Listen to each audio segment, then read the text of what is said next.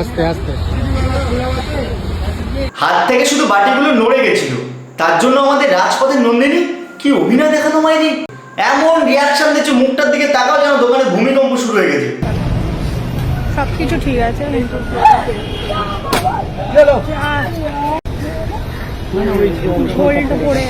সামান্য ওই হাফ বাটি মতো তরকারি ঝোল পড়ে গেছে, তার জন্য ভাই এমন নাটক দেখালো যেন কি না কি হয়ে গেছে। এখানে কিন্তু টাকার বক্সের মধ্যে আলুর ঝোল পড়ে গেছে। আচ্ছা না ভাই, সিরিয়াসলি বলছি, এটা নন্দিনী হোটেল না, এটা নন্দিনী সার্কাস কেন্দ্র।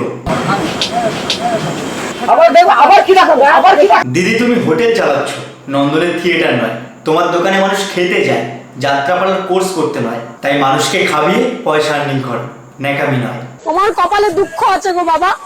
ওকে।